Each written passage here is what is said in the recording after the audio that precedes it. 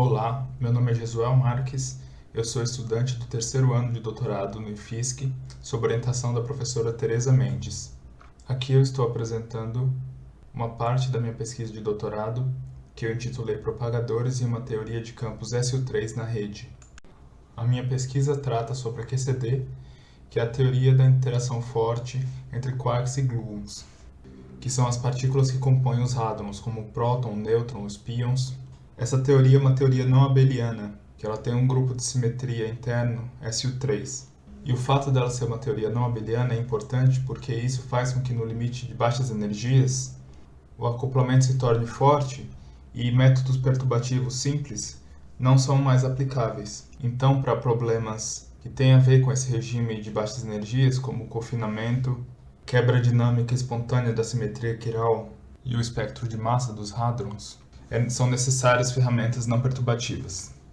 A ferramenta não perturbativa que eu vou usar se chama QCD na rede, em que implementamos uma versão discretizada da QCD em uma rede no espaço-tempo euclidiano.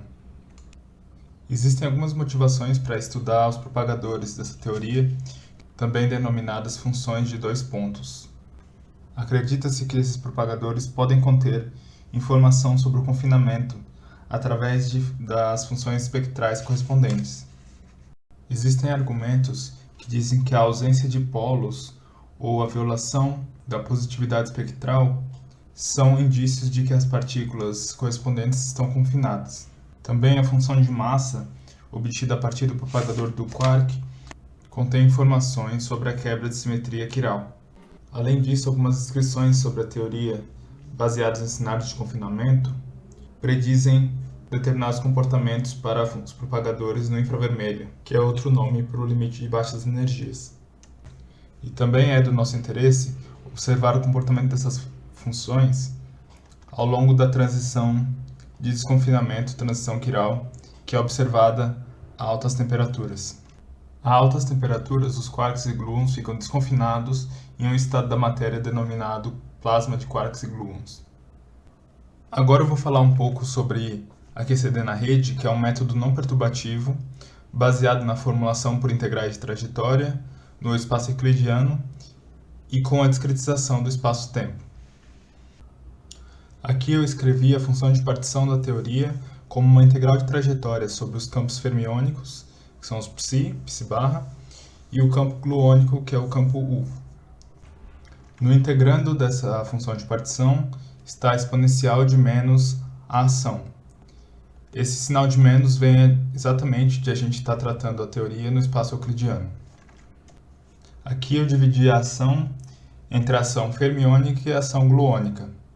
A ação fermiônica, que é a ação dos quarks, ela é um bilinear no campo dos quarks com o operador D, que é o operador de Dirac.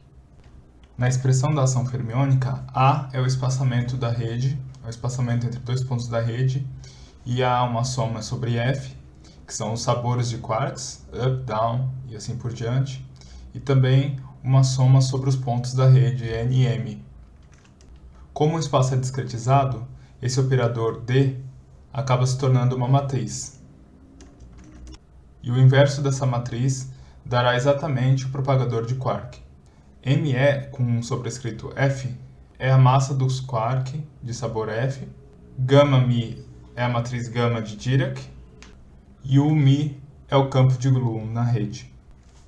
A ação dos gluons, que é o S com subscrito G, é dada em termos de U-mini, que é denominado plaqueta, cuja definição está abaixo. Beta é um parâmetro ligado ao acoplamento da teoria, e NC é o número de cores, que no nosso caso é 3. N mais Mi com circunflexo significa o ponto vizinho na direção Mi, e o dagger é o conjugado hermitiano, já que o U, na teoria, é uma matriz do grupo de simetria SU3. O princípio que guia a construção dessa ação na rede é o mesmo princípio que guia a construção da ação no contínuo, que é o princípio da invariância local por transformações de calibre. Então essa ação aqui ela é invariante por transformações de calibre locais. Após gerar as configurações do campo de calibre, usando métodos estocásticos análogos aos usados em simulações de modelos de mecânica estatística, com o peso de Boltzmann dado pela exponencial de menos a ação euclidiana, nós precisamos fixar o calibre das configurações, porque como nós vamos calcular propagadores, que são quantidades dependentes de calibre, isso é necessário. O calibre que eu uso é o calibre de Landau, que a condição está dada no slide, e isso equivale, na rede, a maximizar esse funcional, como função das transformações de calibre. O algoritmo usado para fazer esse procedimento se chama algoritmo de sobre-relaxação e é um procedimento iterativo em que a gente percorre a rede várias vezes, atualizando a transformação de calibre até convergir. Tendo agora as configurações com calibre fixado, nós podemos calcular os propagadores. O propagador do gluon é simples, ele é simplesmente dado por essas fórmulas que envolvem valores esperados, que são calculados no ensemble de configurações geradas. Existe uma pequena diferença entre a fórmula para momento zero e momento finito, que tem a ver exatamente com a restrição advinda do calibre de Landau, que restringe os graus de liberdade. O campo AMI está relacionado com o campo UMI, que é utilizado na formulação da rede, por essa fórmula. Já o propagador do quark, ele é mais difícil de ser obtido. Ele é dado em termos da inversa do operador de Dirac, que está definido na ação fermiônica do slide anterior. Então, é necessário fazer a inversão numérica desse operador para se obter o propagador do quark. Isso é feito utilizando-se outro algoritmo denominado gradiente biconjugado estabilizado, que eu implementei e realizei vários testes para verificar que de fato eu estava obtendo o resultado correto. Por fim, eu mostro aqui alguns resultados que eu obtive. O primeiro para o propagador do gluon, para uma rede 16 ao cubo por 48 na direção temporal, e o beta, aquele parâmetro da ação gluônica, igual a 6. Esse resultado concorda dentro dos erros com o obtido por outros autores nesse artigo aqui. Para o propagador do quark, como ele tem uma estrutura de Dirac, é necessário fazer umas projeções e definir funções escalares z e m. Aqui no gráfico à direita abaixo, eu estou plotando a função m, função de massa do propagador, para o caso livre. O caso livre para o propagador dos quarks é dado quando você tem todos os UMI do campo dos gluons iguais à identidade. Nesse caso é possível fazer a inversão analiticamente, e nesse plot eu estou comparando a inversão feita analiticamente com a inversão feita através do algoritmo biconjugado. E é possível ver visualmente que ambos concordam.